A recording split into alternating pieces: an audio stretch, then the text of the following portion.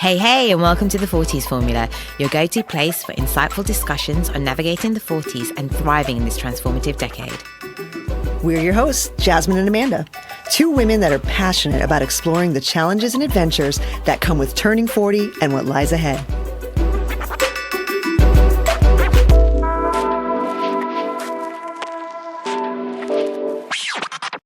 Our guest today is Prionka Ray. She is a psychotherapist, author, and wellbeing consultant. She wears many hats, including being the director of Sequel Counseling and Consultancy, co-creator of Story of Me, a personal development and coaching program for women, and a dedicated volunteer mentor for teens and families at the Ministry of Social and Family Development here in Singapore. With over 2 decades of experience, Prionka has conducted high-profile interviews and written human interest content for various publications. Today, she is here to share her insights and wisdoms on nurturing mental well-being. Mental well-being is a vital topic, and our conversation aims to shed light on the importance of self-care, self-discovery, and nurturing your mental health, especially during the 40s. We are absolutely honoured to have Prionka Ray here on the Forties Formula, and today's topic is all about mental health. It's a topic that impacts us all, regardless of our age, but I feel like there's some kind of unique significance in our 40s. Prionka, why do you think that is? Okay, I'm so glad you're asking this question because first of all, 40 is that age group, let's just say 40 to 50 first, that kind of stage where maximum people are impacted by some kind of mental issues. And so this age is also the age group where we have the maximum depression rate. But it is also the most exciting age group because that's the age group where we have a lot of resources and we have a lot of wisdom from the last few years. And so that's the age group where we can do better than any other age group. So on both sides, this is the age group where mental health becomes really, really important. What kind of challenges do you see women in their 40s or women approaching their 40s facing? So I think we can call it as a liminal stage, which is like a threshold where you are moving out of, say, a very youthful phase of your life, and you're not old at all. That's right. So, yes, you're not. And so that kind of stage also comes with a lot of other changes. Like the kids are probably at the age where they do not need you or probably going into the university. There's this age where you have more responsibility from your probably parents or anybody else, that where you have caregiving roles. You also are at a stage where doing very well in your career, and so you have more responsibilities in that sense, right? Plus, it's also an age where you have seen a lot of loss and grief. You have dealt with it. You have faced it. And now I'm not just talking about death. I'm also talking about loss of, say, a dream, of identity, loss of a kind of friendship that you thought would last, a kind of idealism that you have carried yourself from your very young days. So there's a lot of losses that we are talking about. Or it's also a kind of understanding that what I thought my dream was is changing. I am changing. So a loss of self. Apart from that, there is a loss of, or I shouldn't say loss, there's a change in relationships with whoever you have the closest relationship with, whether it's your child, your spouse, right? So there's a lot of changes that's coming in, and women have to take that a lot. And we have also the stage where there's maximum anxiety and depression as compared to men, absolutely twice. That makes it very relevant to look at that. Yeah. And you mentioned that idea of grieving a loss of identity. Yeah. I had never thought of that before, but it kind of hit me, right? When it's like the things you have to let go of from your 20s and 30s in order to thrive in your 40s. And I don't know that we all allow ourselves that grieving process, that time to say that is who I was and this is who I am. Yes, I think also because there's no awareness. You don't realize that there is a loss of identity and there is something to grieve, but you do feel a sense of loss. And I see most women this age struggling with where is the loneliness coming from? Where is the restlessness coming from? Where is the boredom coming from? And these 3 things are extremely important at this stage: the loneliness, the boredom, and the restlessness, right? And what's happening is our lives are so busy at that stage. We're not stopping by to pinpoint on these. right? What we are doing instead is probably paying more attention to exercise or maybe our nutrition, because that's what we can see, but we can't see the restlessness and the cause of it. And maybe we go to do a meditation, which is great, but we still have the source that we haven't addressed yet. And so these are all coming from, the things that I mentioned, the loss of identity. I want to also point out that the loss of identity is also because throughout our adolescence and early adulthood, a lot of our identity is based on labels that people have given us. We haven't really figured out who we are. We have absorbed what people close to us or the society or the peers have said, and we have some kind of idea, I think I like that. So let's take it. Or, everyone's saying I'm very bold, or I'm very courageous, I'm very lazy, I'm selfish, whatever it is. I've taken on that role, and sometimes it doesn't fit me at all. Or maybe it did fit me when I was 18. Hello. I'm not. And I have learned so much, I have moved so much, I have changed the way I have experienced different things. It doesn't fit anymore. But I'm still clinging on to that. I'm clinging on to the job that I wanted when I was a kid. I'm clinging on to the identity. I'm clinging even to the relationship thought that I had. But it's not gelling with my values, my ideas, and who I am. So the restlessness, the loneliness, and the boredom starts. And that is where it all kind of starts, yeah. Do you find that with women, because like you mentioned, there's a difference between sort of men and women when it comes to, say, depression. Is it a physiological thing sometimes that causes, a woman to feel more depressed than a man? So the way the women process and the way they express and the way they feel the emotions different. And so when they are anything to do with relationship, anything to do with emotion, they're more impacted and they take on more, they multitask more. So the expectation they have of themselves is already different. So the point is that women are twice as prone as men are to feeling low about themselves, feeling they are not making the cut, this relationship is not going well, so that impacts them more. And then they start spiraling. So two things I want to say here is, although it sounds bad that, they are more prone to depression and that sounds sad, it's not as sad because also it's easier to address. Women have this habit of reaching out for help, which is fantastic. And they also reach out to other women. They seek support system much faster and more easily than men do. And that's where the solution is. So although it seems like, they're impacted more, they also are easier to find, take to solution and get better. Yeah. I remember there was this billboard in LA. This is years ago, probably decades ago, if I'm being serious. And it was like, millions of men will die from stubbornness this year. And it was so interesting. And it was for a therapist. And it was like, it's like men's hesitation to talk and open up and give a bit more about their feelings and connect, like you said. That is actually why they suffer more. Yep. It's not that they're actually suffering more. We know that they're not now, right? That women are diagnosed with these conditions twice as often, but men are suffering more. And I think that's what's cool about women in our 40s is we can struggle, but we don't have to suffer. Yes. One of my favorite quotes about running is that pain is necessary, but suffering is an option. Yes. Right? Absolutely. And it's like you don't have to do it alone. And I think that message is so powerful, Prionka. that is, I think, one of the main things we miss out on mental health is that when we feel bad about anything, our tendency is to just hide somewhere, withdraw, isolate, and that's the worst thing we can do to us. So, of course, take your time and get over things, but not for too long. You cannot hide for too long. If you're feeling not okay, find someone to talk to, anybody. You just go out in the crowd, see people, that's good enough. You need to connect. So that's so important. And I just want to point this out. We talk a lot about mental health and people immediately assume it's mental illness. Something is wrong with you. You are having some kind of depression, craziness, or anything at all. I'll not go into the labels there. But mental health is not just mental illness or absence of it. It's also the ability to take on the good things that's coming.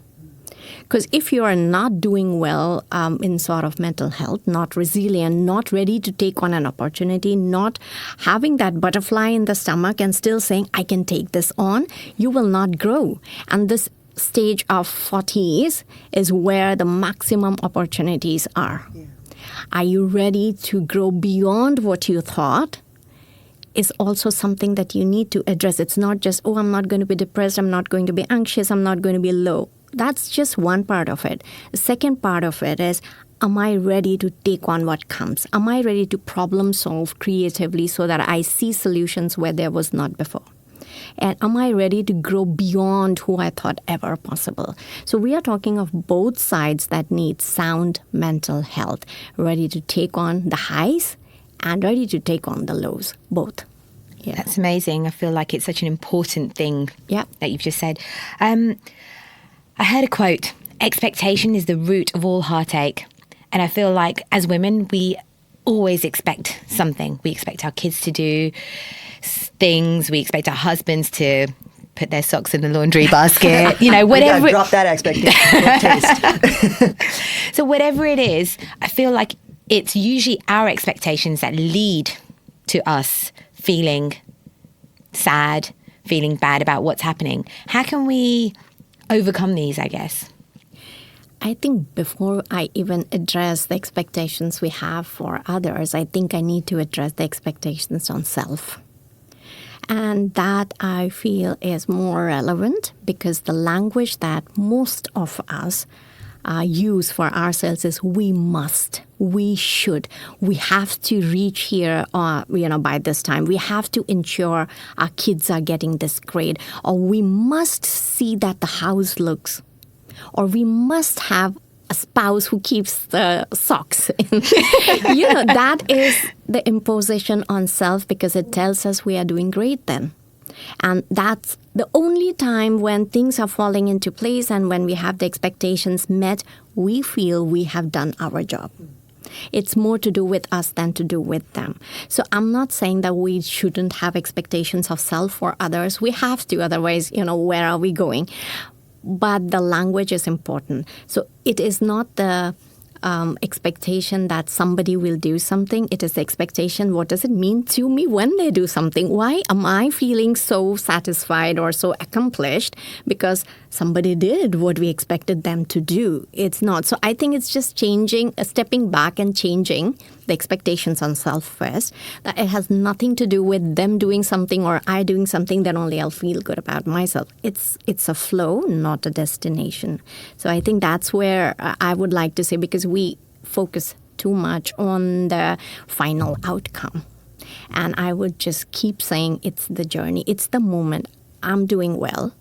It has nothing to do with how clean this place looks. I'm just enjoying what I'm doing right now. I keep this here or whatever it is, it's the process, which is more important. So expectation and destination and goal are kind of mishmashed. So that's where I would like to draw a line and say, no, it's the process and expectations will start changing automatically. Yeah. And I mean, that could not be more relevant for a lot of women during their health journeys. I work with so many women that say, well, in my 20s, I could just, skip dinner and lose 5 pounds overnight. Well, guess what? Welcome to your 40s where that's not going to happen. The expectation that weight loss will be easy in your 40s, you need to drop it. And focusing on what you are doing toward your health goals is much more empowering. Instead of saying, I want to lose, 2 kg by the end of the month, you might say, I want to hit 3 workouts per week every week for this month. Yeah. That is such a more empowering, measurable, satisfying goal than to say, if I don't lose 2 kg by the end of the month, I'm a failure. Yeah, you are so right. And, usually in my field, I have people who suddenly feel so hopeless and helpless.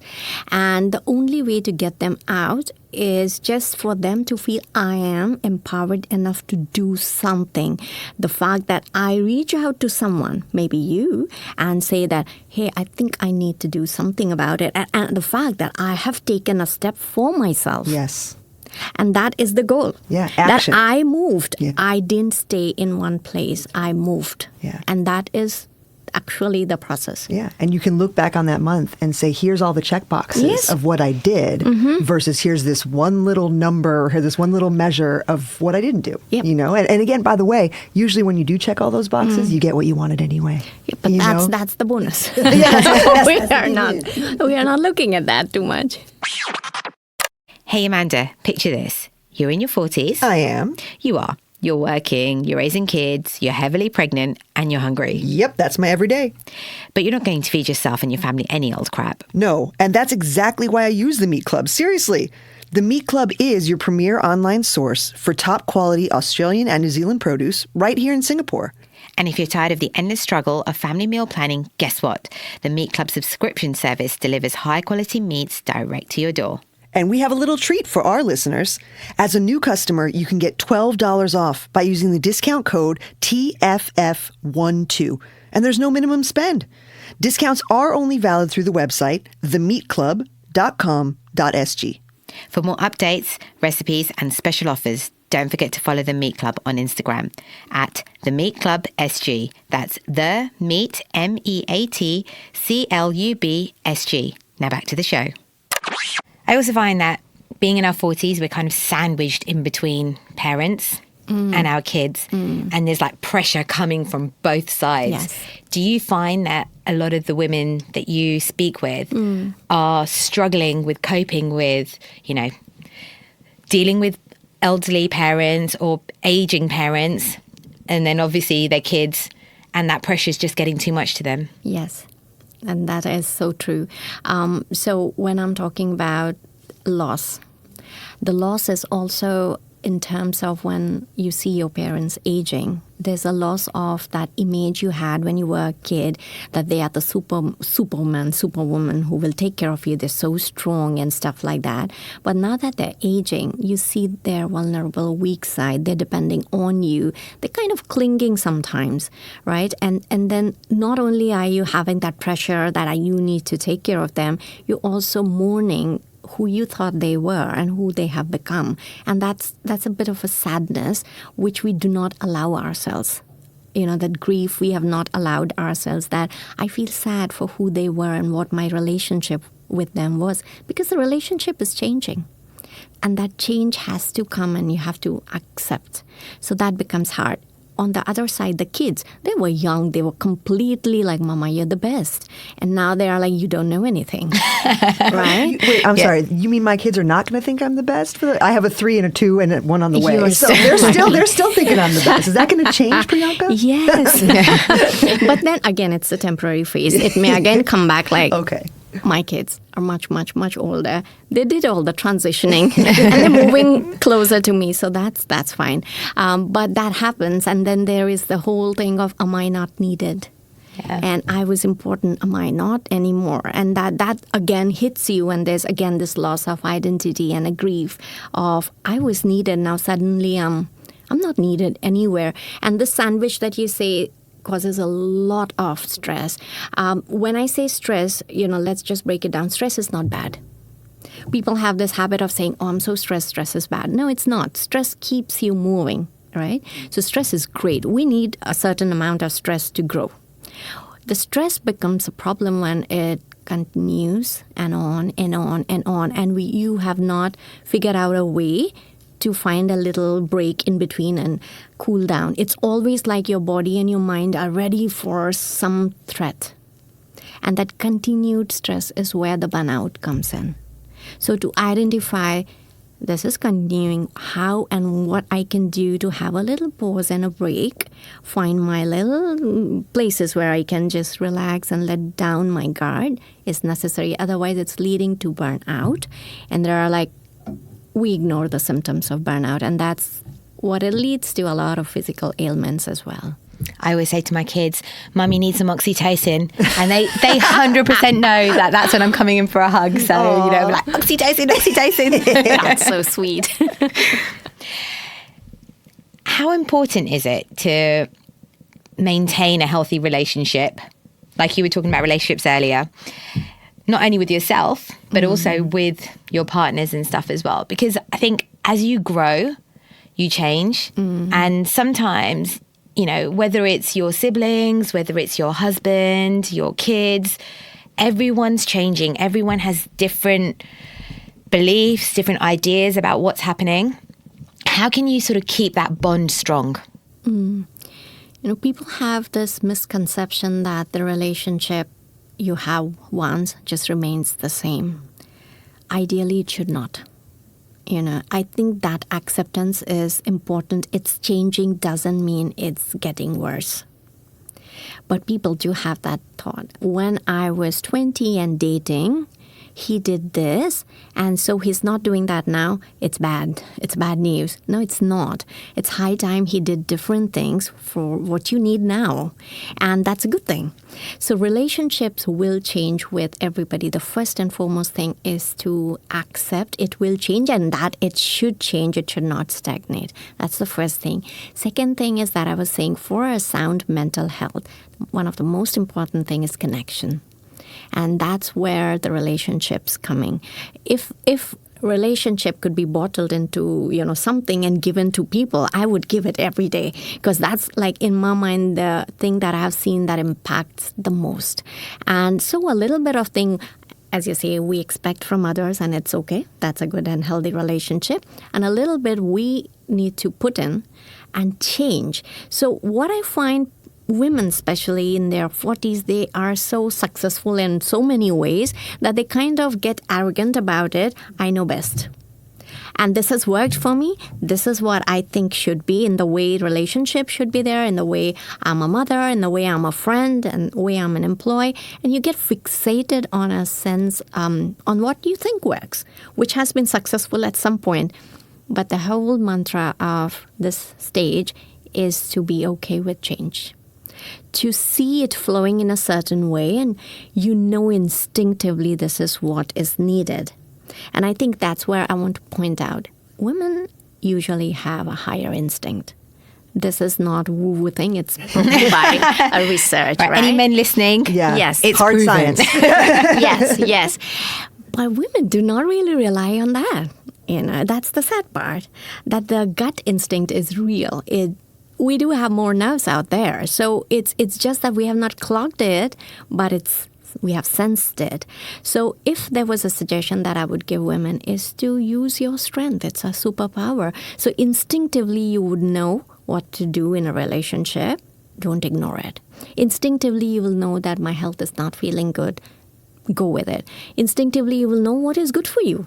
And what works for, you would know what works for one doesn't work for other. Absolutely. Do not stick on to a diet just because it's a fad. Do not stick on to an exercise routine because your sister does it. You cannot rely on someone else. It's your own gut instinct. So whether it's a relationship, connecting with people, go with your gut.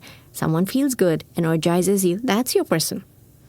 You're absolutely right, Prionka. And, you're speaking directly to me. A few years ago, I was divorced. I was going through a divorce, and it was with a partner that I had been with for 12 years. And I remember so many of our mutual friends were like, oh, Amanda, you just got to stick it out. You just got to make it work. You just got to remember why you got together in the first place. But what you just said about change and acknowledging the change in a relationship, just because we got together when I was 25 doesn't mean we needed to be together when I was 37. And I think other people's expectations of what I should do based on, what the relationship was, or their perception of it from the outside, really did make me struggle. And I didn't finalize my divorce for 2 years because I just couldn't wrap my head around the fact that it was time to call it. And had I followed my instinct from the very beginning, it would have been an easier process. It would have been a shorter process. And I think I would have spared him a lot of the pain. So, I hear you, girl. Yeah, absolutely. I think what happens is that we're not sure which one is instinct and which one is anxiety or fear. Right. And that's where we struggle. But that's a bit of a practice. Just tuning in and figuring out, and then experimenting in small places, because it's like a muscle that grows. But how do you know? And I don't want to go in with something which is going to have consequence. So why not try in small places and see where your instinct leads you? You would know where it's successful, where it's not. And then that's how it grows. And I think my instinct level has increased the more I use it. And that's the whole trick. Like a muscle. It is completely a muscle, I tell you. Just use it more. But I also wonder on the flip side, people who are in a relationship, they've been together a long time, and then someone turns around and says, I just don't get the butterflies anymore. Does that mean that their relationship is ending, that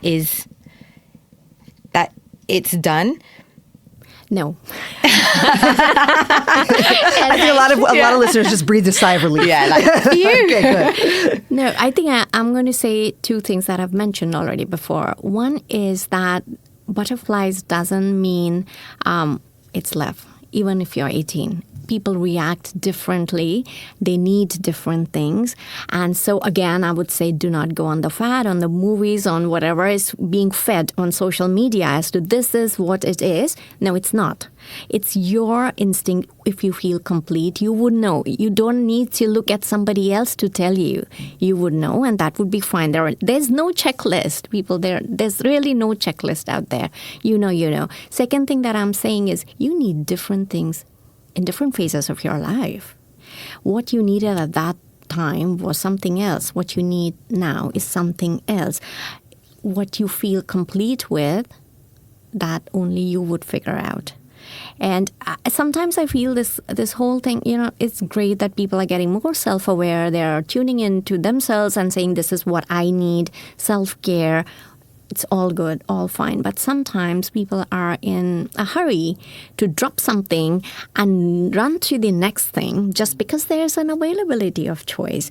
But that makes you more anxious, not necessarily more calm or more happy. Okay, I just want to add, happiness is not about excitement. There are two kinds of happiness or well-being.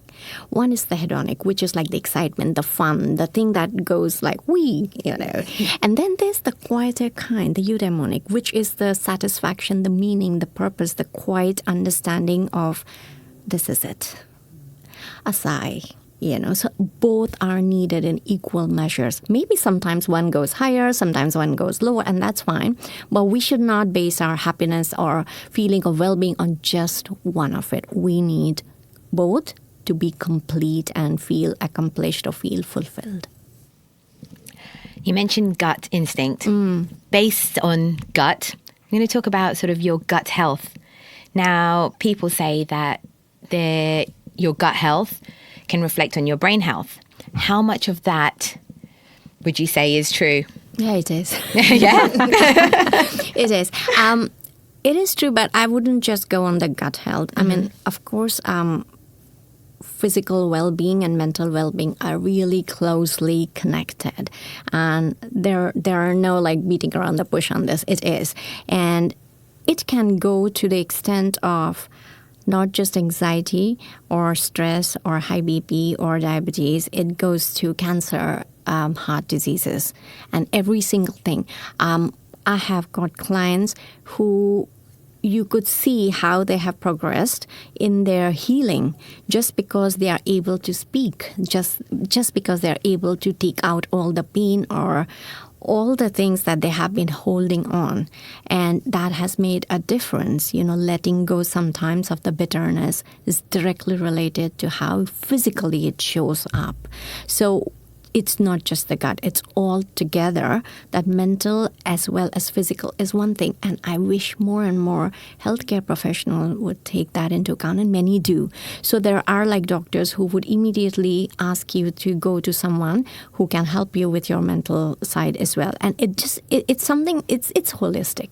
Everything is holistic. Everything is interconnected. So one doesn't work without the other. Like when I have someone coming to me with, say, depression or something, the first thing I do is say, move, exercise. Yeah. So, and that immediately has some kind of effect. And then you come back and then I will have a look at what you are eating, what you are consuming, how much of it is processed, how much of it is sugar. And it is all interconnected. I cannot just help you heal mentally if I'm not looking at your lifestyle, your sleep, your exercise routine. It's all together. And I think that's where the collaboration come in. If we are looking at well-being, we are not looking at just one person. We are looking collective.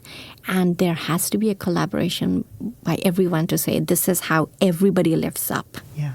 And I love that you said the immediate effect of exercise. Yes. I think so much of my job as a fitness and nutrition coach is convincing women to exercise, right? Like giving them all the motivation and pep talks they need to exercise.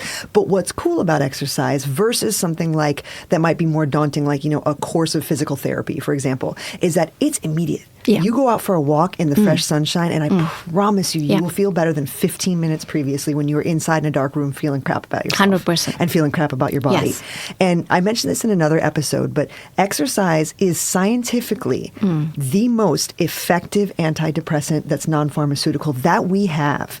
So if, mental health professionals and wellness professionals can emphasize and bold text that message to every woman we come in contact with, I think the world would be a much healthier place. And I mean that on both sides. Yes, absolutely. And when you said that go for a walk in the sunshine, you actually touched on 2-3 things together. It's the sunshine, it's the walk, and it's as I was saying, I am doing something about it. I am taking action. I'm taking action. I'm empowered, and that makes all the difference. Yeah, it sure does. And it's so funny because I actually had a conversation with a potential client yesterday, and she said, oh, I hear it's 80% diet versus 20% exercise for weight loss.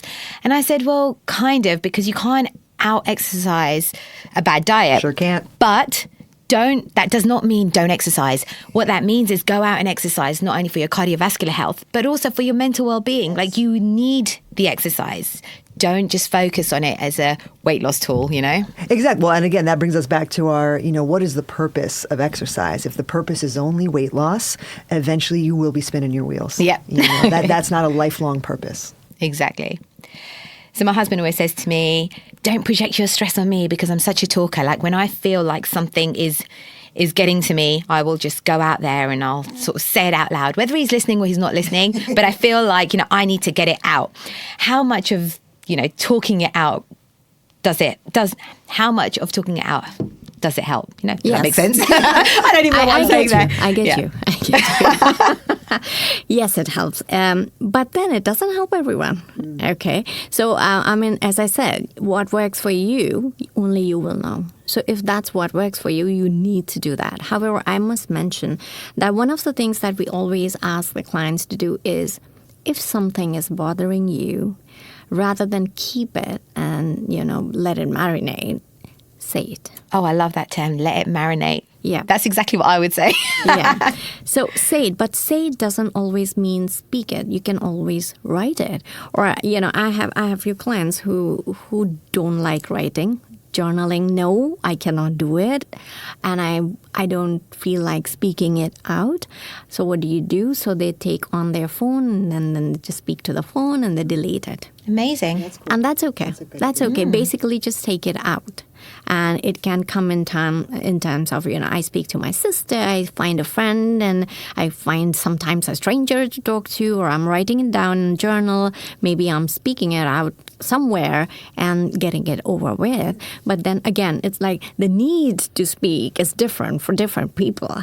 But what I'm talking about here is, if you feel there's some unfairness in your life, or you stuck, or something that I have against someone, some kind of anger, that has to be conveyed rather than kept inside. And sometimes it is okay to have just one outburst, or it doesn't even have to be an outburst, honestly. It can just have like one conversation, or a letter, or whatever, an email. I have taken it out rather than feeling I'm the victim, because I took some action. I'm the hero of my story here. That's the game changer. How do you know when someone needs more than just talk therapy? Like, at what point would you realize that this is sort of more ingrained deep within? And how can you help that person? So what you're saying is going beyond just talking it out. Okay, as I said, stress is okay, or any of the things that's happening to you is okay if it's just for a short time and, you rest, or you talk it out, or you do something, exercise, and it got better. But if it is prolonged, it's just not getting okay. Second thing is, it is impacting every area of your life, whether there's relationship, whether the output, what you are able to do otherwise, and it's impacting. You're fatigued all the time, or you're irritated all the time. Or what happens, a very telltale sign, is that your threshold of annoyance really changes, right? You're getting really upset with small little things. What was okay and you could really handle so much, but now you're not. Those are the little signs that something is not okay. Another thing is, there's a lot of muscle aches, headaches, digestion issues. Those things come up, right? And then sleep. how your appetite, you see changes. You see changes in the way your skin looks, your hair feels. So there are like small things, and it's, of course, we'll all go through all kind of, little bouts. I haven't slept well, or I've traveled, or whatever it is. But if this just goes on, and usually your loved ones would know, and they would say something like, you're getting so restless, or, you're so snappy, or you're losing your cool. Those are the cues. So that's when you need, you realize you need something more than just talking it out. You need professional help there. We call the 40s the no shits given decade. If we feel like, when you get to this point, you don't really care. You just do what you need to do. But what would you say is sort of the difference between, not giving a shit, but also becoming just a grumpy old man, I guess, Yeah. How do you stop yourself from turning into, that annoying, nosy neighbor? The whole thing is this stage from, say, 40 to 65, which is called as middle adulthood. I love that you said adulthood. Yeah, rather than and I like the middle. I was like, middle-aged. we're not going until later. No, not Still in the yet. middle. That's not good. yet. So the most important purpose of this stage, in terms of psychosocial terms, is that you have this need and urge to give, to pass on what you know to someone else. And that's where the mentoring comes in. That's where volunteering comes in. That's where taking care of someone else comes in. And that's the difference between I don't give a shit, but I don't turn into a grumpy old person. That is the difference between that. So I don't care, because I've lived my life. I have come to a point where I have my resources. I'm the strongest I've ever been in all kind of sense. So I don't have to listen to someone else telling me what to do, because I've come out of all the labels that people have given me. I have finally arrived, and I know who I am and what I want. So that's very empowering, right?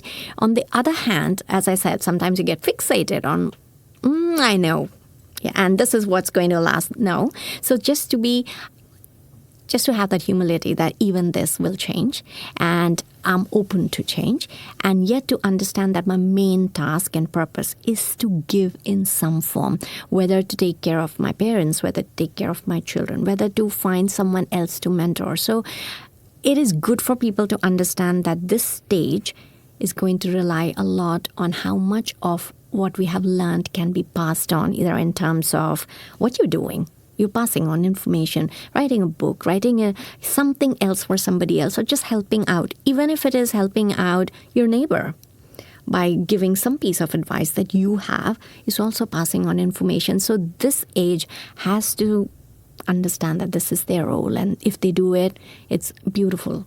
Yeah.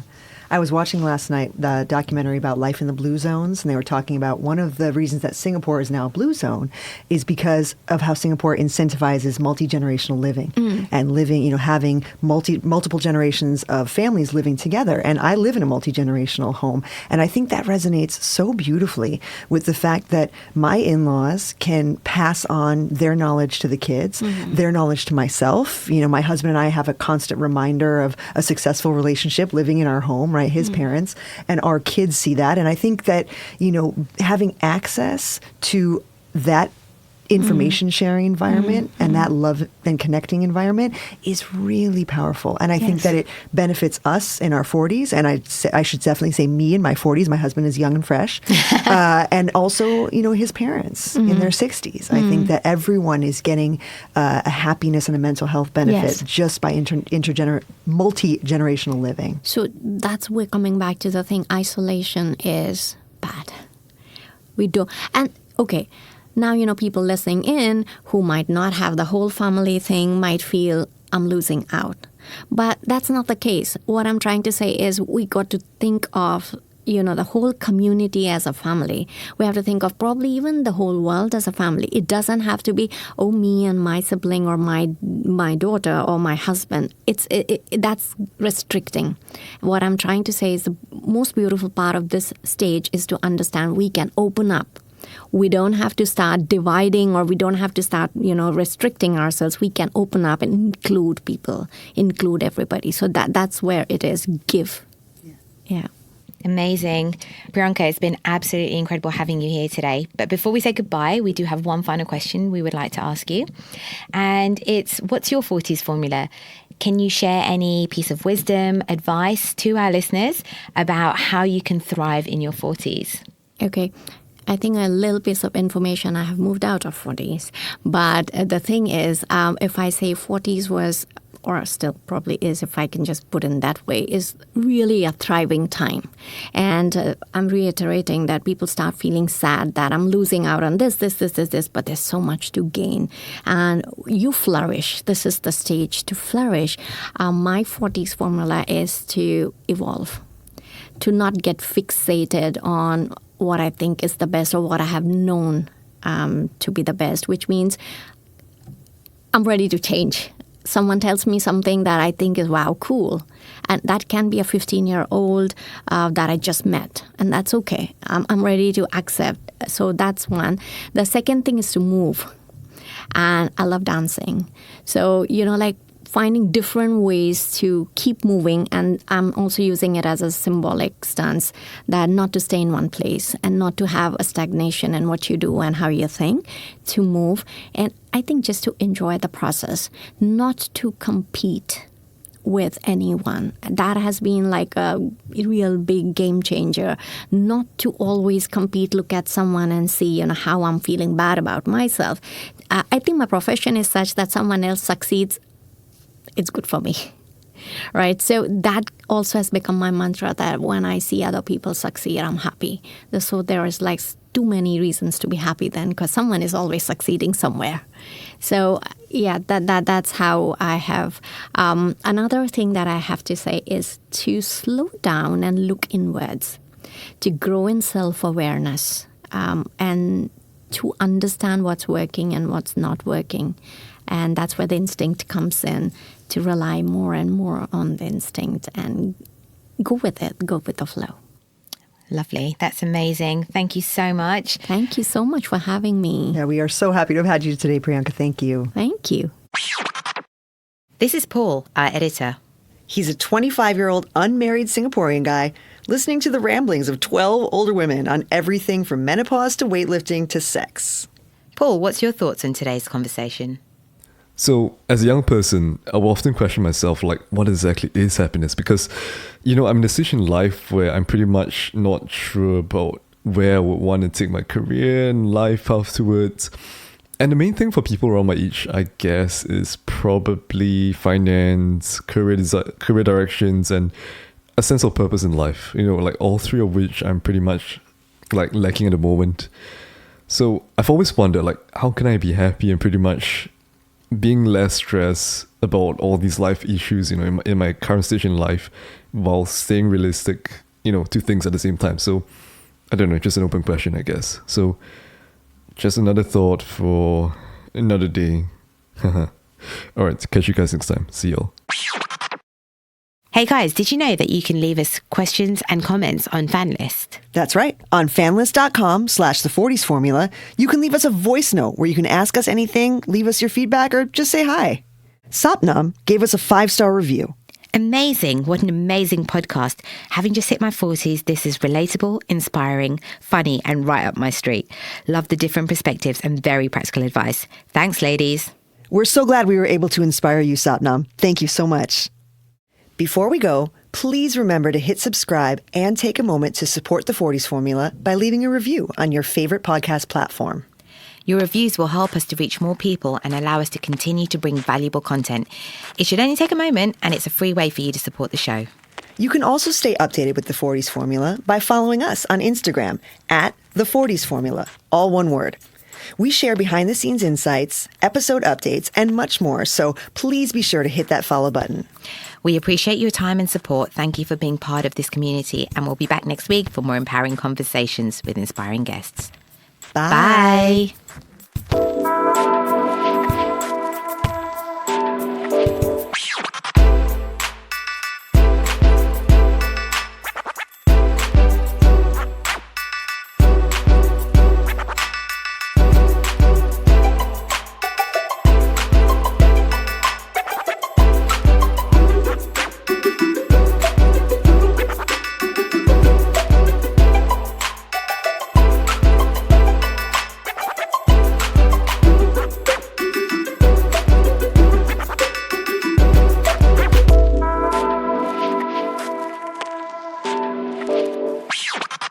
have to say, you said you're past your 40s. You look incredible. I definitely did not think that, by the way. I thought you were like right here with us. I'm right 40s, here with you. I am right here with everybody. I didn't want to say my daughter is his age. Wow, no way. So do you mind us asking how old you are? Yeah, in 50s.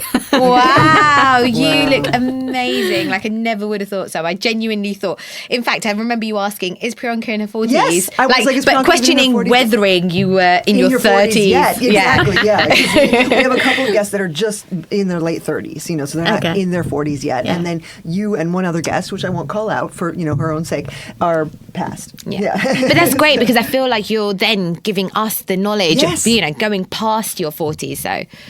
Amazing. Yeah, you've been through. Yeah. Thank you. I went Thank through. you so much.